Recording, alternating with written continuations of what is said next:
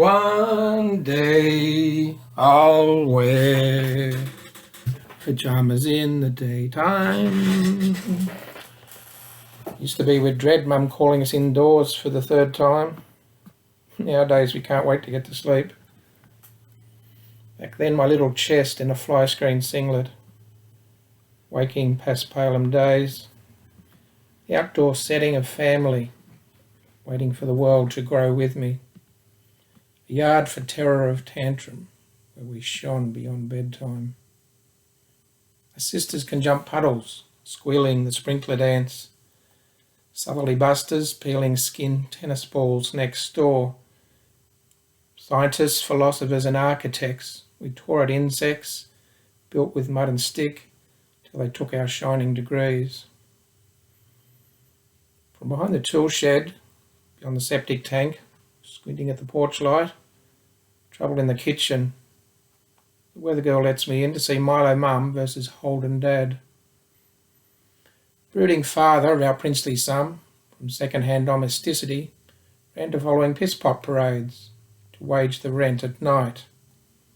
His wretched, boozing yawn, preaching to the porcelain, waking our schoolyard plots. Once he went to see a man about a dog, forever and ever. Sent by our decency, or led by corruption, his sullen, impeaching silence lent us no goodbyes. Where were we then wandering? Wandering without trace in view of whole families. Brats and a single mum patched together in the shame of a married street. She settled in with a regretting ague, never kept to inflame, handling her lukewarm anger. But me, I walked into the bush till I could not hear home. Torn together again, 20 neighbours abreast, the street across the bow, singing as we sunk. Outings to merge our longings enlarged us at the bus stop, where we stood together against the stared ordnance. And sickness lived next door with struggling friendships. Incurable stigma locked me into struggle, to find and gain the weight of stable emotion for a young man flung about in needs. Never soggy self-pity in those days, to hug or sob or saw. Days of men with striking hot direction and purpose to spare. Less documented boys like us struggled to the next struggle, to leave behind a lessening smudge, to opt out before we spun out, content to cross the quadrangle, dodging jibe and foreign object, the end of days escaping ways, stumbling in aftershocks. I can see clearly now the fears are gone, run over on the highway, or bash from behind in the shower cubicle, to suck my teenage thumb, with 2 parts per million of praise and a half fart of encouragement, and somehow grace to outfathom the transitions of adultness. Born in the wrong country, I would kiss the ground of my real land. They'd tell us to not go gently into that good night, but to rage against the dying of the light.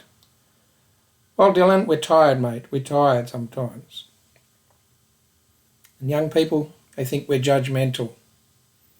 Right? We're just tired a lot of the time. Life goes on and on and on, and people go on and on and on about it. And we count opinions instead of weighing them. Till here I manage tedium, tea and TV guides. My declaration? 43 beans in this cup. And is this dinner, tea or supper? My next meal will come from meat and 3 bleeding vegetables. Sausage and rissole value meal. Tea or Milo? Milo or tea? Euphemisms abound, but this is really life. Meds and a 2-bar radiator. Attacked by the audacious mundane. The audacious crust of spilt Milo on my mundane dressing gown. Here I falter. Te Deum, Hold the man. Te benefits of melancholy do not accrue in heaven or hell. The benefits of boredom accrue in memoir. We know why I finished writing, but I don't know why I started. Let's rearrange the piecemeal frames. Set a sum to lock in sense. Pardon memory and make ways clear. Overhear the useless image. Turn to straighten fold and detail. The loosened flow can surely cleanse. And part the casual streams of longing and clear the residues of happenstance. I wrote this. Why? What does it all mean? The washing sublunar undertow hung deeply flowing, turning the toes, swirling the ungirded loin. To tarry under the backlog of the spent and lamented, wistful thinking, the grey day's outlines. What was I thinking? Beyond a morrow's worth of tinkering to settle, join the refrains of unfurled visions lost. Most weighted outcomes dropped along the way.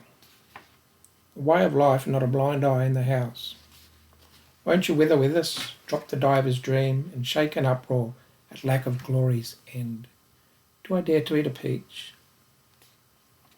Porous formations of love and hate become weight and sediment before this ageing ache of possibility.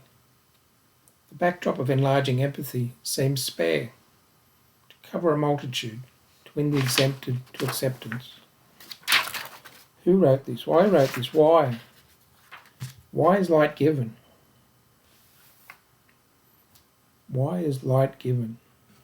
So why is light given, though the flame is near spent? Why my ways way beyond the fixing? I know why I finished writing, but I don't know why I started.